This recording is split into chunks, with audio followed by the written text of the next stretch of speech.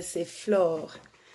Nous allons causer ce matin. L'Esprit de Dieu révèle, l'Esprit de Dieu révèle.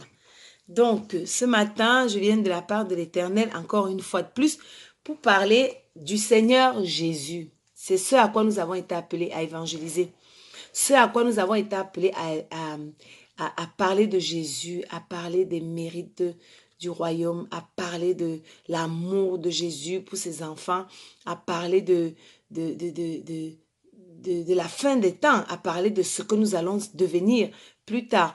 Aujourd'hui, je viens vous parler de mon âme qui bénit l'Éternel et mon âme qui n'oublie aucun bienfait de l'Éternel. Parce que dans le psaume 103, verset 2, David, le psalmiste, qui disait que mon âme bénit l'Éternel et n'oublie aucun de ses bienfaits. Nous qui sommes du Nouveau Testament, nous qui sommes au temps de la grâce, nous qui avons accepté Jésus dans nos vies comme Seigneur et Sauveur, quand nous faisons cette prière, c'est plus dans la même pensée que David. Nous sommes avec Jésus. Parce que là, on parle, mon âme bénit l'Éternel, mon âme n'oublie aucun de ses bienfaits. Les bienfaits de l'Éternel, c'est pas tout ce que nous voyons seulement, c'est pas que ce que nous voyons physiquement, c'est-à-dire la santé, l'argent, la nourriture, les enfants, le mariage, le travail, tout ce que nous avons sur cette terre. Non, il n'y a pas que ça. Mon âme n'oublie aucun bienfait de l'Éternel. Le Seigneur a fait tellement de choses dans nos vies. Tellement de choses avant même que nous ne soyons ici. Et c'est quelque chose que nous devons régulièrement être en train de ressasser dans notre tête. C'est-à-dire qu'on doit avoir ça en mémoire. L'œuvre de la croix. L'œuvre de la croix, c'est un bienfait de l'Éternel, le plus grand de tous les bienfaits que l'Éternel a fait pour nous.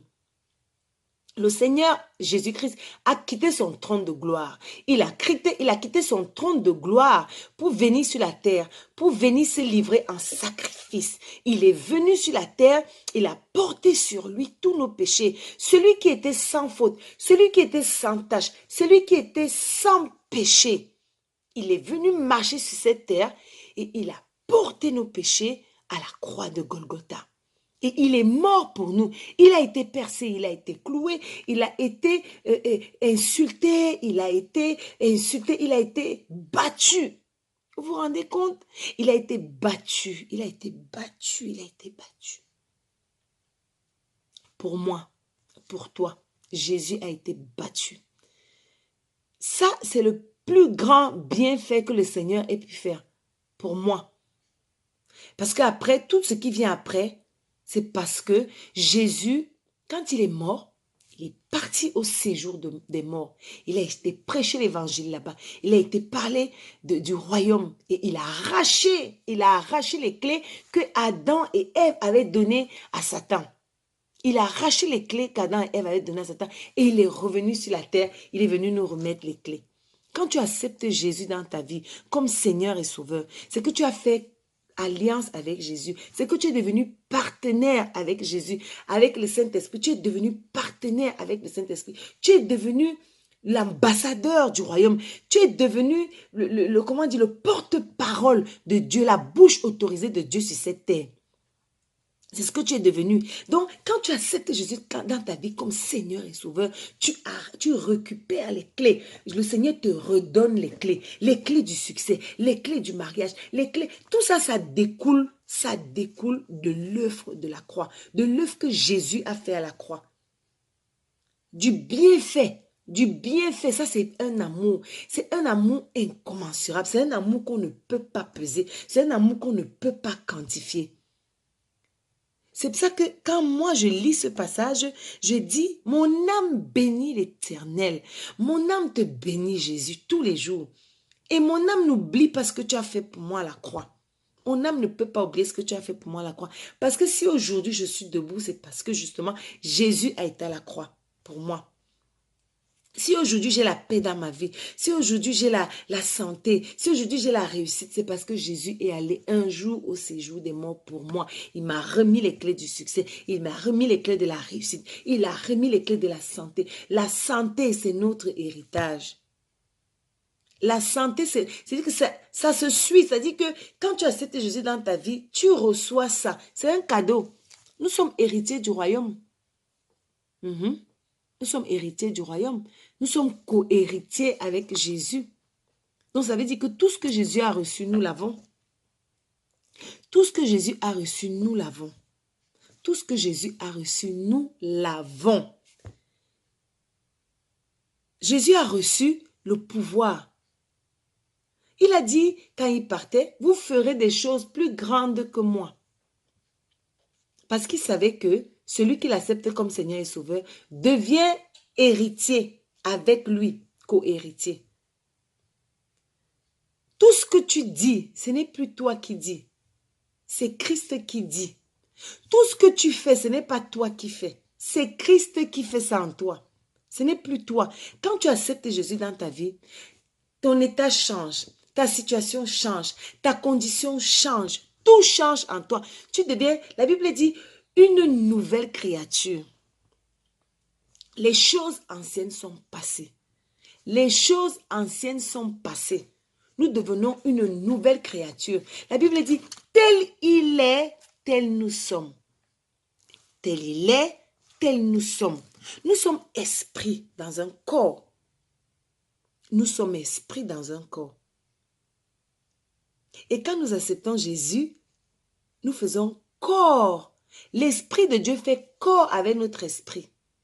Et nous nous laissons conduire par l'Esprit de Dieu. Nous nous laissons conduire par l'Esprit de Dieu. Et nous avons Christ en nous. Si on a Christ en nous, la Bible dit, si tu as Christ en toi, qui peut être contre toi? Qui? Personne. Personne ne peut être contre toi. Parce que Christ est en toi. Personne ne peut être contre toi. Si Christ est en toi.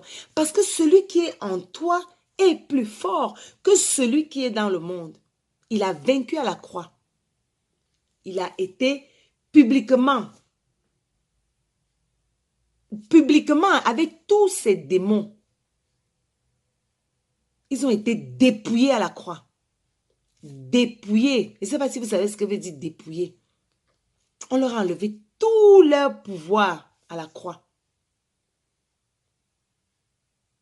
Donc Christ vit en toi dès que tu l'acceptes comme Seigneur et Sauveur. Il vit en toi. Donc quand la Bible dit, mon âme bénit l'Éternel, mon âme n'oublie aucun de ses bienfaits. Les bienfaits de l'Éternel, c'est la croix. Et la Bible dit, tel il est, tel nous sommes. Jésus est amour. Jésus est amour. Dans Matthieu 22, Matthieu 22, attendez, on va aller dans Matthieu 22.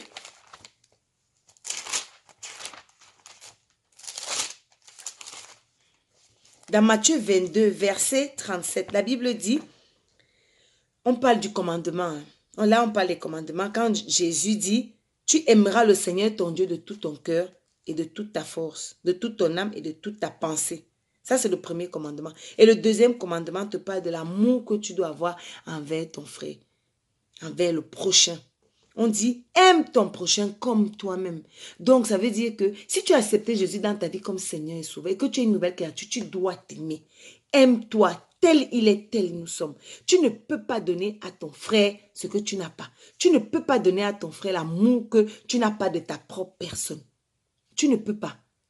Tu dois oublier tout ce qui t'a fait ne plus t'aimer, tout ce qui t'a détruit, Tout ce qui t'a donné l'amertume, tu dois enlever l'amertume de ton cœur. Tu dois enlever le manque de pardon. Tu dois enlever le rejet. Tu dois enlever la tristesse. Tu dois enlever l'angoisse. Tu dois enlever tout ce qui t'empêche de t'aimer.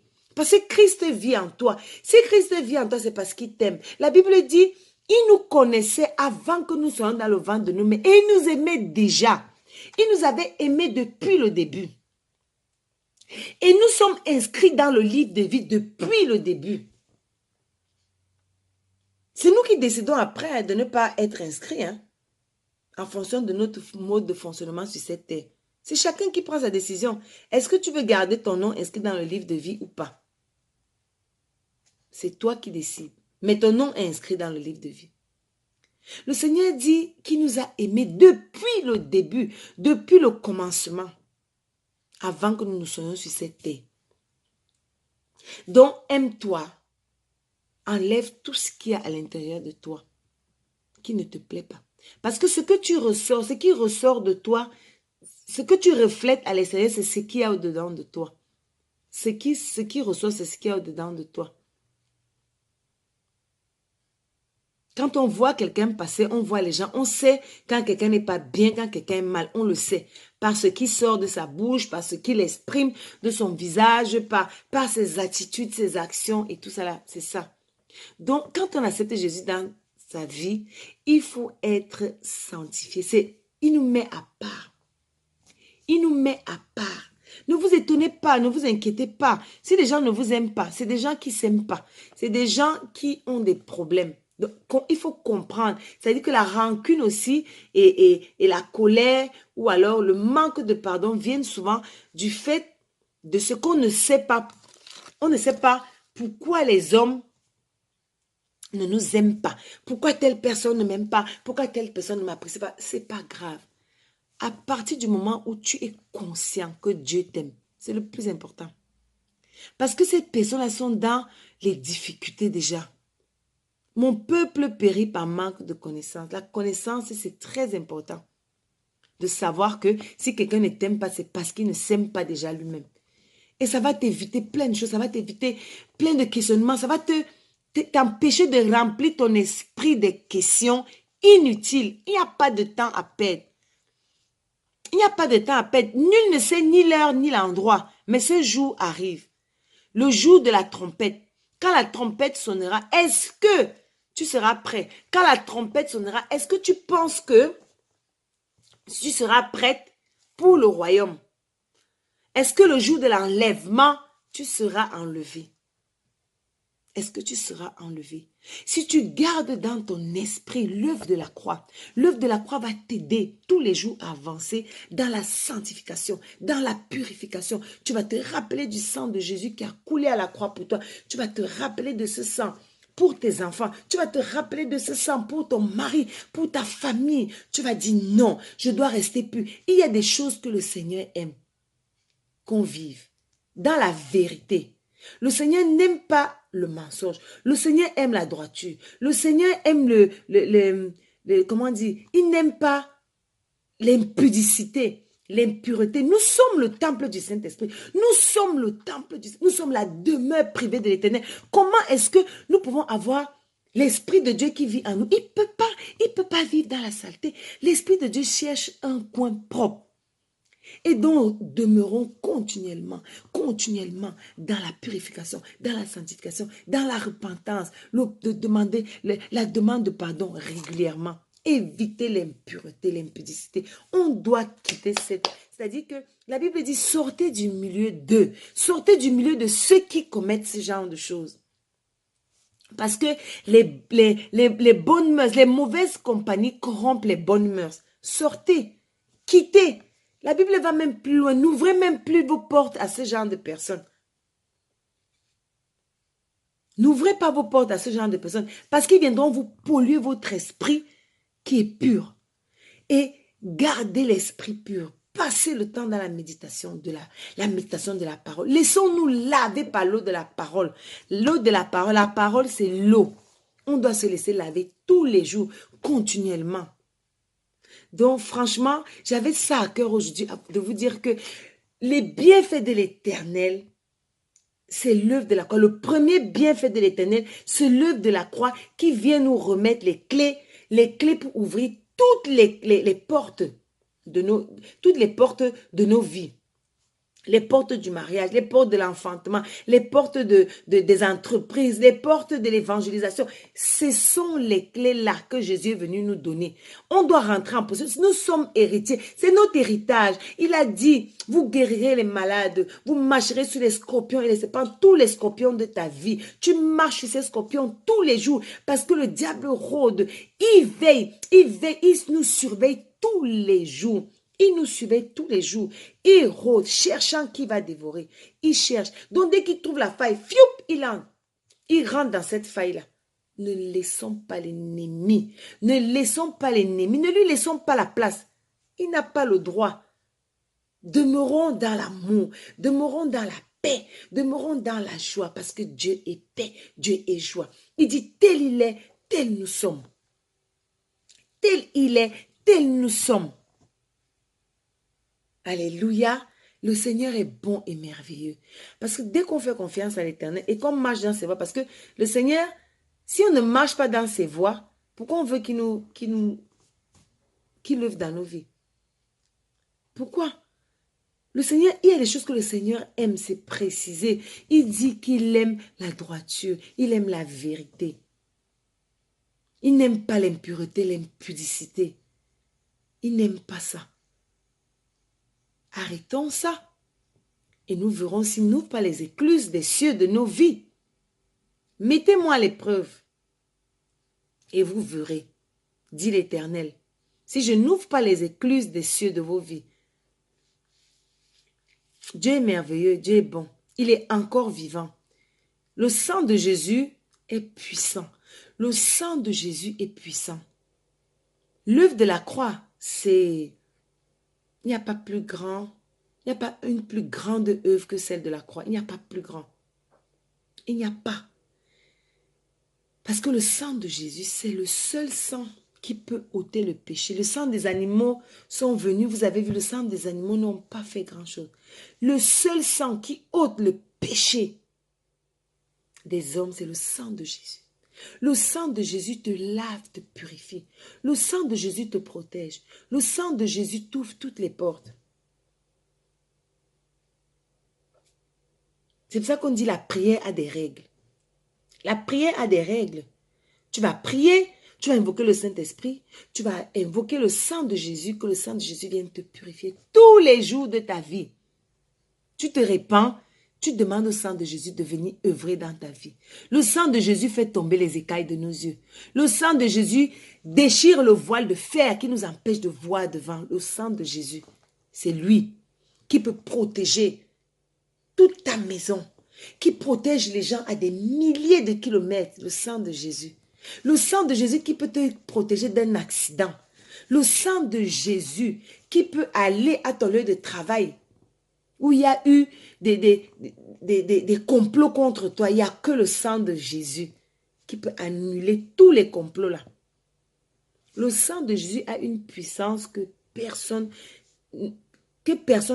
qu'on n'arrive pas à imaginer, on n'arrive pas à saisir la puissance du sang de Jésus. Le sang de Jésus est puissant. C'est tout ce qu'on doit retenir.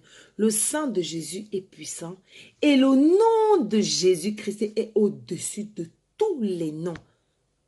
Il n'y a pas meilleur nom que le nom de Jésus.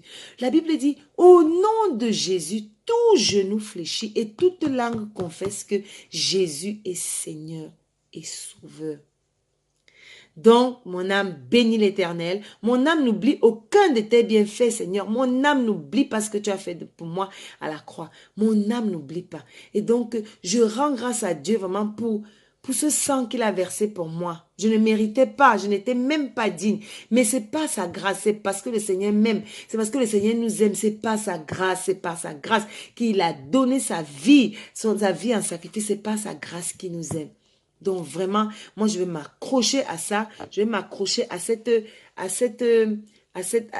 à cet amour de Jésus. Je veux m'accrocher à ce sang et je veux que tout le monde s'accroche au sang de Jésus. Soyez abondamment bénis. Soyez remplis du sang de Jésus. Soyez protégés du sang de Jésus. Soyez nettoyés du sang par le sang de Jésus. Que vos yeux s'ouvrent, que les écailles tombent, les écailles de fer tombent et que vous voyez l'œuvre de l'ennemi, que tout ce que l'ennemi a planifié contre vos vies, par le sang de Jésus s'annule. Tout ce que l'ennemi a organisé, toutes les incantations, les imprécations, les paroles diaboliques, les paroles de la sorcellerie, toutes ces paroles soient annulées par le sang de Jésus.